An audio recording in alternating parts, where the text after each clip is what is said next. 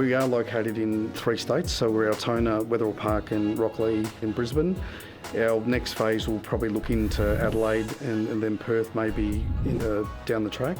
We are constantly looking at where it's needed. We will apply the resources and we'll look at infrastructure, or we may even outsource those requirements until the business builds up to a certain level where it necessitates a need to actually get our own presence in those states, which is what we've done in Sydney and Brisbane for that matter.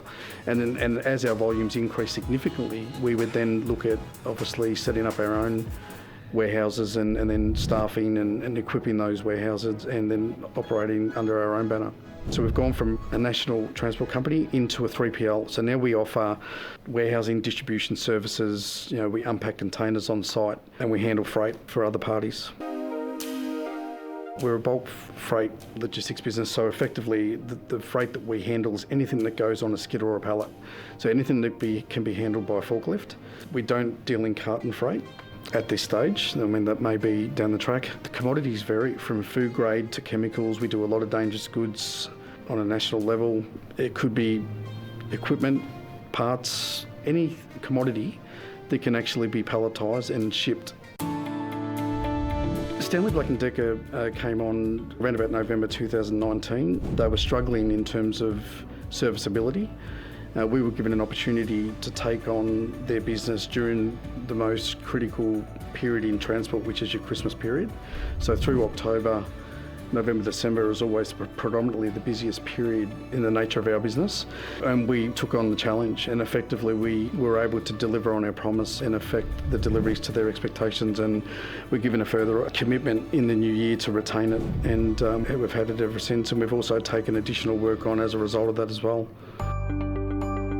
My family are very integral to this business. My wife looks after all the financial control. Basically, she does payroll, obviously accounts payable. My nephew, Brendan Tate, obviously is my general manager. So he's basically my right-hand man now. He's been under my wing for the last 8 years. My daughter looks after an accounting role, but also looks after our internal sales of the business as well. So she's been here since she was 17. Recently my son's just joined the business as well, so he's only 18, so he's taken on a forklift role. He's actually come in as a trainee, so my view for him in the business is to take on an operation management role, and it may be a 5 or 10 year process, but he's starting literally from the ground up.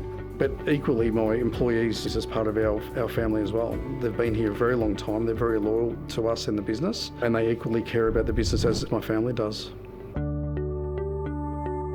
Working with my husband can be very challenging, but also very rewarding. We have the same goals and the same vision, so we tend to work together on most things and bounce off one another. I believe it actually helps that we're all involved in the business. We can discuss things externally if we need to try and get things right while we're in the office. Working with the kids is fine. Having the kids in the business actually makes me feel very supported and secure in that we know that they're learning from us and doing things our way. I grew up around transport. My parents have always worked in transport since I can remember, and I used to go to work with my dad back when he was a fleet allocator. I was 5 years old and I would answer his phone. Yeah, I'm sure the customers were extremely confused to have a 5-year-old on the other end, but that's where it all started, I guess. Working with family in general, it's a great environment because the jobs, everything we do is different every single day. There's a lot of new situations that we come across and we all just help each other to figure it out. I've learnt from my dad pretty much the whole operation really. Last year was pretty bad for school and all that, so my dad got me set up with a forklift license and he said you can start from the bottom, work your way up. He wants me to learn every single aspect of the business, so he started me being a trainee on the forklifts, loading, unloading trucks, learning from just everyone down there really. Being able to add my 10 cents into the family dinner table, like when they're at home talking about work, I actually know what they're talking about now. Early 2020, we were obviously just going through the COVID times, so during that time I decided to jump into the fleet allocator's role, which is probably the most challenging role in the business. Learn that aspect of the business, probably one of the parts that I hadn't touched in.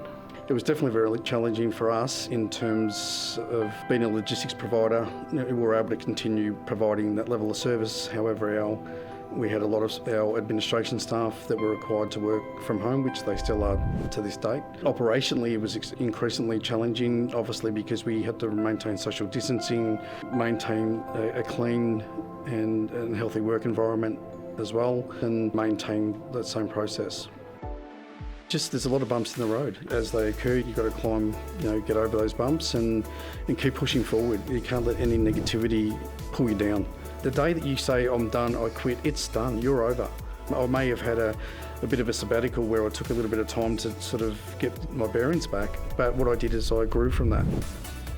Join us next time on Industry Leaders when we fly to Sydney to an innovative supply chain solutions provider that's also a certified great place to work, plus a furniture business with family connections that go deeper than money and a Victorian food franchise hungry for success.